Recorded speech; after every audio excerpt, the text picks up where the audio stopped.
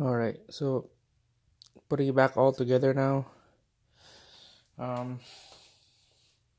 Clean the block, and then same thing with the oil pan surface cleaning on the block. And then I got this new rear main seal now, pounded in, and then I place just a light coated of gasket silicone.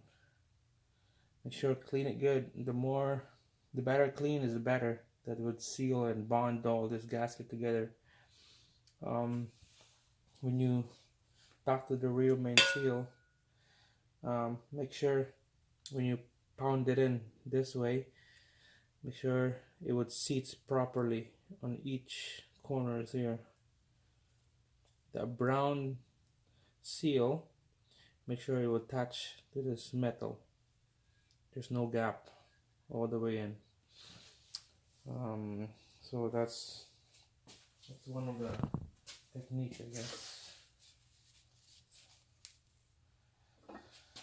Then now, if it's been sitting for 15-20 minutes, I'm gonna place this in. Make sure I put a light coated engine oil right here, so that would slide nice and steady when you place this rear main seal on the block into the crank, I guess. Okay, right there, that's good.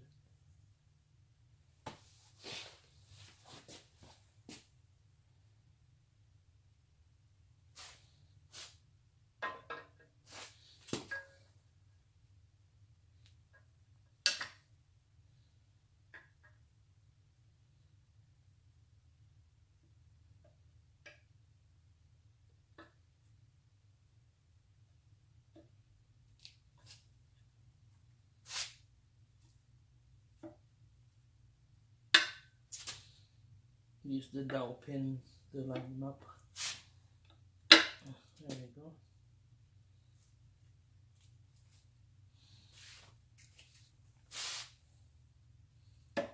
Yeah.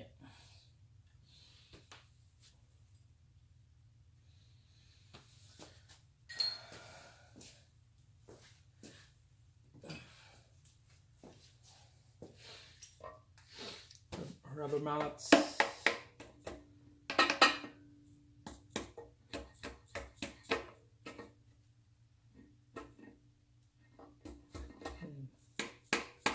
When you put the bolts in there, make sure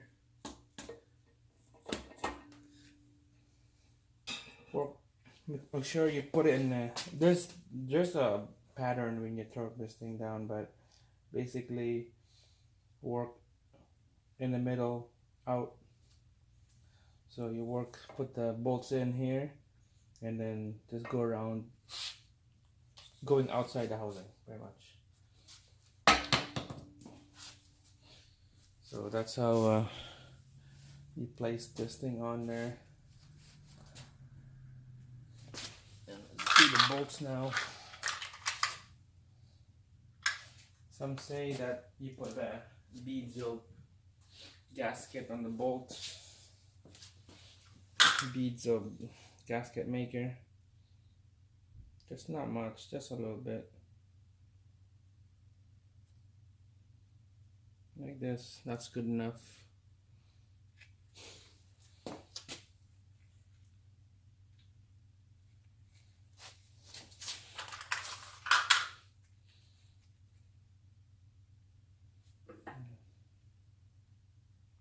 There's another one.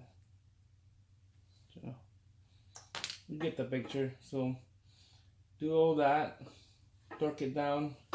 I believe the torque spec on this, I'm gonna take a look here.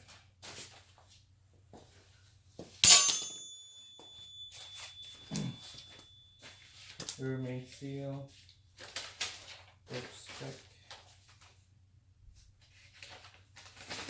housing.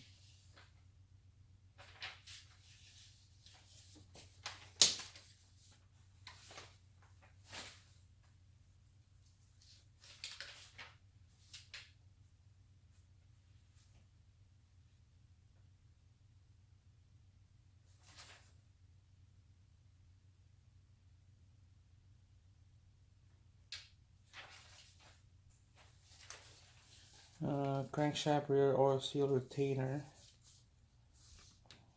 108 inch-pound. So 108, that's how you torque that. So you get the picture. Gonna finish this off, and we'll do the next video. We'll do the oil pan. Okay.